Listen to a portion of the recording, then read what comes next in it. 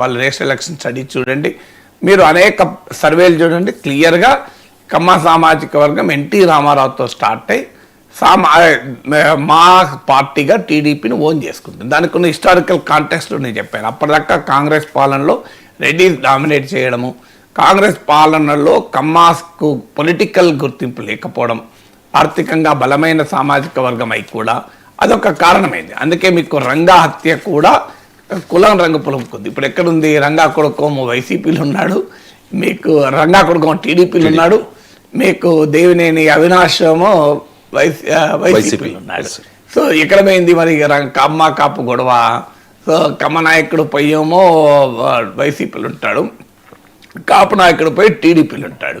కానీ ఆ రోజుల్లో మీకు కొన్ని దశాబ్దాల పాటు రంగా హత్య కమ్మ కాపు వివాదంగా కూడా మనం మారింది కదా.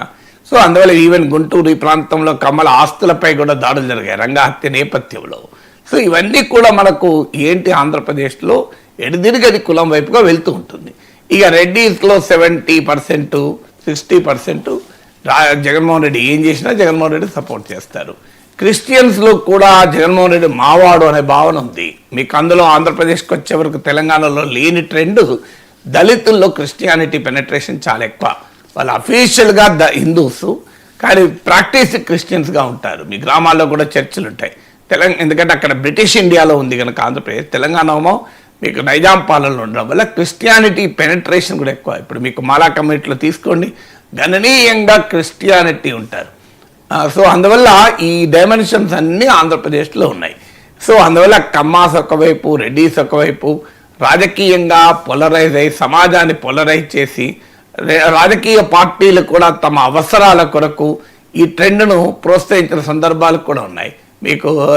మీకు జగన్మోహన్ రెడ్డి కమ్మ పేరు పెట్టి తిట్టిన సందర్భాలు ఉన్నాయి. అమరావతిని కమ్మల రాజధాని అని వ్యాఖ్యానించిన సందర్భం ఉంది. మీకు పవన్ కళ్యాణ్, లోకేష్లు జగన్ రెడ్డి అని గట్టిగా ఆ రెడ్డి అన్న పదాన్ని గట్టిగా నొక్కి చెప్పి మాట్లాడతారు. మీరు చూడండి, జగన్ అన్నది జగన్ రెడ్డి అంటారు. మీరు గమనించండి. నారా లోకేష్ యువగలం ఉపన్యాసాలు చూడండి, పవన్ కళ్యాణ్ చూడండి, జగన్ రెడ్డి అని ఒత్తి చెప్తారు. ఎందుకు? సో ఆ రకంగా వాళ్ళు రెడ్డి అనే ఒక డైమెన్షన్ వాళ్ళు చెప్తుంటారు. సో ఆ టీడీపీలో రెడ్డి లేరా? టీడీపీలో కూడా బోళ్ళు సోమిరెడ్డి చంద్రమోహన్ రెడ్డి బోళ్ళు మీద రెడ్లు ఉన్నారు కదా టీడీపీలో. అయినా కూడా ఆ కాస్ట్ పోలరైజేషన్ క్లియర్గా కనబడుతుంది. మళ్ళీ ఎవరినోరు అటాక్ చేసుకోవాలనుకున్నా తమ కులాలతోనే అటాక్ చేస్తారు. చంద్రబాబు నాయుడు కొడాలి నాని తిడతాడు, పవన్ కళ్యాణ్ పేర్ని నాని తిడతాడు, మీకు అంబటి రాంబాబు తిడతాడు. ఇంత కుళ్ళిపోయిన రాజకీయం ఆంధ్రప్రదేశ్లో కనబడుతుంది. సో అందులో సహజంగానే ఇంకొక డైమెన్షన్ సునీల్ కుమార్ చెప్పిన డైమెన్షన్, మరి కమ్మారెడ్లకు అనుకూలంగా కాపులు ఎంతకాలం ఉండాలి, దళితులు ఎంతకాలం ఉండాలి. ఇప్పుడు దళితు ఈ సెక్షను మాకు రాజ్యాధికారం అవసరం లేదా అనే క్వశ్చన్ ముందుకు వస్తుంది. ఇది సమాజంలోనే ఉన్న ట్రెండ్ కనుక దాన్ని కొత్తగా పొలిటికల్ స్టార్టప్ పెట్టాలనుకున్న వాళ్ళు దాన్ని ఉపయోగించుకుంటారు కదా. బహుశా నాకు తెలిసినంత వరకు సునీల్ కుమార్ కూడా ఎన్నికల లోపల ఏదో ఒక రాజకీయ రూపాన్ని సంతరించుకుంటారు. ఆయన సొంతగా పార్టీ పెట్టుకుంటాడా లేకుంటే వైఎస్ఆర్ కాంగ్రెస్లో చేరుతాడా తెలియదు. ఎందుకంటే ఆయన ఇప్పటికే ఆఫీసర్గా ఉంటూనే తన సామాజిక వర్గాన్ని ఆర్గనైజ్ చేస్తూ రకరకాల సంఘాలు పెడుతూ అంబేద్కరైట్ సంఘాలు పెడుతూ ఈ వ్యవహారం నడుపుతున్నాడు. అందుకే కదా ఇప్పుడు ఆ మీటింగ్ కూడా అదే కదా. సో అందువల్ల తన సామాజిక వర్గంలో తాను నాయకుడు కావాలనే ఒక ప్రయత్నం. ఎందుకంటే పొలిటికల్ లీడర్ అయితే మిగతా వివాదాలన్నీ ఈజీగా అటాక్ పరిష్కరించుకోవచ్చు. సో అందువల్ల తనపై టీడీపీ ప్రభుత్వము, రఘురామకృష్ణరాజు ఇవన్నీ కూడా ఆయన తన ఆయుధాలుగా మలుచుకుంటాడు. అందులో భాగమే ఇప్పుడు ఈ వ్యాఖ్య చేయడం. అందువల్ల కాపులు దళితులు ఏకమైతే అనే కాంబినేషన్ తేవడం వల్ల ఒక న్యూ పొలిటికల్ కాన్ఫిగరేషన్కు స్కోప్ ఉంది అని. అందుకే మీకు ఆంధ్రప్రదేశ్లో చూడండి, ఒక 20-25% టీడీపీకి వైసీపీకి సంబంధం లేని ఓటర్ ఉంటాడు. కాపు ఓటు అటు ఇటు డ్రిఫ్ట్ అవుతూ ఉంటుంది. 2009లో ప్రజారాజ్యానికి అనుకూలంగా పడింది.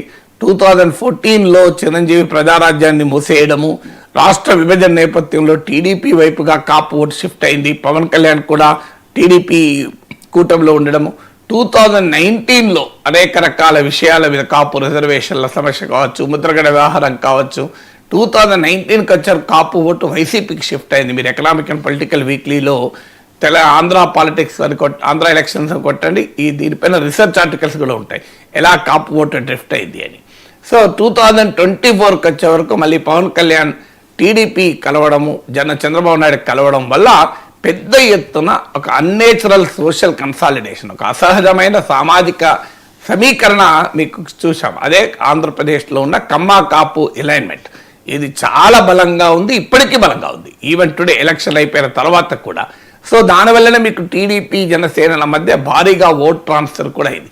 అందువల్ల ఇప్పుడు కూటమిని అన్స్టేబుల్ చేయాలి అనుకునే ఎవరైనా వేసే ఎత్తుగడ ఏంటంటే కాపు ఓటును కూటమి నుంచి దూరం చేయాలి, ముఖ్యంగా టీడీపీ నుంచి దూరం చేయాలి. కాపు కమ్మ ఓటర్లను విడగొట్టాలన్నది ప్రత్యర్థుల రాజకీయ వ్యూహం అయి ఉంటుంది. ఎందుకు యాంటీ కమ్మ పొలిటికల్ కన్సాలిడేషన్ చేయడం అనేది జగన్మోహన్ రెడ్డి రాజకీయ వ్యూహం కదా. అందుకే ఆయన కమ్మాస్ పైన ప్రత్యేకంగా అటాక్ చేశాడు. ఏంటి ఆయన పార్టీలో కమ్మాస్ లేరా? కమ్మాస్ ఉండొచ్చు, అది వ్యక్తులుగా కాదు. ఆడ ఇష్యూ ఏంటంటే కమ్మాస్కు వ్యతిరేకంగా మిగతా కాస్ట్లను కనుక యునైట్ చేస్తే తనకు ప్రయోజనం దక్కుతుందని జగన్ వ్యూహాత్మకంగా కమ్మాస్ని అటాక్ చేయడం, మీకు అమరావతిని కమ్మ రాజధానిగా చెప్పడం, ఇవన్నీ కూడా దాంట్లో భాగం. సో దానికి కౌంటర్గా కమ్మ కాపుల్ని కలిపాడు చంద్రబాబు నాయుడు. సో దాన్ని విడగొట్టాలన్నది ఇప్పుడు ప్రత్యర్థుల వ్యూహం. విడగొట్టాలన్న దానికి ఎన్నికల ముందు నుంచి కూడా ప్రయత్నం జరిగింది. ముద్రగడ్డ రూపంలో, అరుణావర జోగయ్య రూపంలో పవన్ కళ్యాణ్ రెచ్చగొట్టింది, కాపుల ఓట్లు తీసుకెళ్ళి మీరు కమ్మల పడుతారా, సో మీరు కాపులకు అన్యాయం చేస్తున్నారు, 70 సీట్లు అడగండి అని రెచ్చగొట్టిన సందర్భం చూసాం. వాళ్ళు రెచ్చగొట్టి ఎక్కడ తేలారు? మళ్ళీ వైసీపీలో తేలారు. వాళ్ళు తేలక ముందు నుంచి చెప్తున్నారు మీరు వైసీపీలో తేలుతారు చూడండి అని. మీరు ముద్రగడ వైసీపీలో చేరాడు, ముద్రగడ పద్మనాభరెడ్డి అయ్యాడు, తర్వాత మీకు అరుణామజోగయ్య కొడుకు వైసీపీలో తేలాడు. నేను ఆ రోజుల్లో చెప్పాను, మన ప్రోగ్రాంలో చెప్పాను, ఇదంతా వైసీపీ రాజకీయ వ్యూహం మీరు చూడండి అని. సో పవన్ కళ్యాణ్ రెచ్చగొడుతూ వచ్చారు. సో ఇలా కాస్ట్ క్యాలిక్యులస్ అనేది ఆంధ్రప్రదేశ్లో ఎలా పనిచేస్తుందన్న దానికి కారణం. ఎందుకంటే ఆంధ్రప్రదేశ్ రాజకీయాల్లో ఇప్పుడు లేటెస్ట్ సర్వేస్ కూడా బట్టి చూస్తే ఈ రోజు ఎలక్షన్ జరిగిన ఒక 40% ఓటింగ్ వైసీపీ వెనకాల ఇంకా నిలబడుతోంది. అది ఇంత ఓడిపోయాక, కూటమి నుంచి ఇంత దాడయ్యాక కూడా తన 40% ఓటింగ్ను జగన్మోహన్ రెడ్డి నిలుపుకోగలుగుతున్నాడు. కానీ క్లియర్గా టీడీపీ జనసేన కలవడము, కమ్మ కాపు సోషల్ కోయలిషను, చంద్రబాబు నాయుడు పవన్ కళ్యాణ్ల కలయిక వల్ల ఈనాటికి కూడా కూటమికి 50% ఓటింగ్ ఉంది. అంటే ఒక 10% డిఫరెన్స్ ఇప్పటికీ ఉంది. సో ఈ రోజు ఎన్నికలు జరిగితే ఏదో కూటమి ఓడిపోతుంది, చంద్రబాబు నాయుడు ప్రభుత్వం పతనం అవుతుంది అని జగన్మోహన్ రెడ్డి చెప్తున్నాడు, కానీ అది నిజం కాదు. సో అందువల్ల రేపు రాబోయే కాలంలో రాజకీయ మార్పు రావాలి అంటే, రాజకీయ పరిస్థితుల్లో మార్పు రావాలంటే అనివార్యమైంది ఏంటంటే కూటమి ప్రత్యర్థులకు కమ్మ కాపు డివిజన్ తీసుకురావడం. సో అందువల్ల ఇవాళ సునీల్ కుమార్ కూడా అందరికీ తెలుసు జగన్మోహన్ రెడ్డి సన్నిహితుడని. బహుశా ఆయన సొంతగా పార్టీ పెట్టాలని ఆకాంక్ష ఉండొచ్చు, పొలిటికల్ స్టార్టప్ లాగా తానెందుకు పార్టీ పెట్టకూడదని. లేదనుకుంటే జగన్మోహన్ రెడ్డికి ప్రయోజనకరంగా ఉండేలా ఆ కమ్మ కాపులను డివైడ్ చేయాలన్న రాజకీయ వ్యూహం ఉండొచ్చు. డివైడ్ చేస్తానికి కాపులందరినీ మీరు వైసీపీ కోటే అనలేడు కనుక కాపులందరినీ దళితులు ఏకమైతే న్యూ సోషల్ కోalition ఫామ్ అవుతుంది అని. సో అందువల్ల ఇది నార్త్ ఇండియాలో మనం చాలాసార్లు చూసాం. ఇప్పుడు ఎప్పుడైతే యాదవ్ ఫినామినా వచ్చిందో మండల్ పాలిటిక్స్ అనంతరం ఉత్తరప్రదేశ్, బీహార్లో బీజేపీ ఏం చేసింది, నాన్ యాదవ్ ఓబీసీలను అట్రాక్ట్ చేయడం మొదలుపెట్టింది. అందులో బీహార్లో నితీష్ కుమార్ అందుకు ఒక ఆయుధంగా వాడుకుంది. మాయావతి ఫినామినన్ ఎప్పుడైతే దళిత్ కాన్షియస్నెస్ పెంచిందో, ఆమె చమర్ దళిత్ కనుక నాన్ చమర్ కాస్ట్లను బీజేపీ పోగు చేయడం మొదలుపెట్టింది. అప్పర్ కాస్ట్ ఎలాగూ బీజేపీతో ఉంది. సో ఇలా రాజకీయాల్లో నార్త్ ఇండియాలో చూసాం కులం ఏ రకమైన ప్రభావం భయంకరంగా చూపుతుంది అని. సో అది ఇప్పటికీ కూడా చూడండి, నితీష్ కుమార్కు ఇంత వ్యతిరేకత ఉన్నా కూడా ఎందుకంత పొలిటికల్గా రెలవెంట్ ఉన్నాడు. 36% బీహార్ పాపులేషన్లో మోస్ట్ బ్యాక్వర్డ్ కాస్ట్, ఆ సెక్షన్ ఇప్పటికీ నితీష్ కుమార్ వెనకాలుంది. అందువల్ల పర్ఫార్మెన్స్ను బట్టి ఇతర ఓటర్లు మారుతారు, అంటే ప్రభుత్వ పనితీరుని బట్టి. కులం ఆధారంగా ఉన్న ఓటు మారదు కదా, నువ్వు పని చేసినా పని చేయకపోయినా నీ కులం వాళ్ళు కోటేస్తుంటారు. అందువల్ల రాజకీయ నాయకులు కులాన్ని ఒక ఆయుధంగా వాడుకుంటుంటారు. సో అందులో భాగంగానే ఇప్పుడు Congress party Dalit vote attract చేసేటప్పుడు దళిత్ ఓటర్లు ఏ రకంగా డిఫరెన్స్ తేవాలి, కొన్నిసార్లు జెన్యున్ ఇష్యూ పైన కూడా డివిజన్ తేవచ్చు, కొన్నిసార్లు కృత్రిమంగా కూడా ఇష్యూస్ క్రియేట్ కావచ్చు. ఇప్పుడు ముస్లిం సమాజం అంతా బీజేపీకి వ్యతిరేకంగా ఉంది కనుక బీజేపీ ఏం చేస్తుంది, దాంట్లో పాస్మండా ముస్లిమ్స్ అని తీసుకొచ్చింది. అంటే పాస్మండా ముస్లిమ్స్ 70% వాళ్ళే, అంటే వెనకబడిన ముస్లింలు. సో ఇలా ప్రతి కమ్యూనిటీ దళిత్ ఓట్ అంతా ఒకవైపు ఉండకుండా మాలా మాదిగా డివిజన్ వచ్చింది. అఫ్ కోర్స్ దాని ఒక ఇష్యూ కూడా ఎస్సీ వర్గీకరణ ఒక జెన్యూన్ ఇష్యూ ఉండడం కూడా ఉపయోగపడ్డది. సో అలా మీకు అంటే జెన్యూన్ ఇష్యూ ఉండొచ్చు, లేదా ఆర్టిఫిషియల్లీ క్రియేటెడ్ ఇష్యూ ఉండొచ్చు. రాజకీయ పార్టీలు ఏం చేస్తాయంటే ఒక కాస్ట్ కన్సాలిడేషన్ డివైడ్ చేస్తానికి ఎత్తుగడగా వ్యూహాత్మకంగా చేస్తాయి. అందువల్ల ఒక న్యూ పొలిటికల్ సోషో పొలిటికల్ రియలైన్మెంట్ కొరకు ఎత్తుగడగా కాపులు దళితులు కలిస్తే, అంటే కమ్మ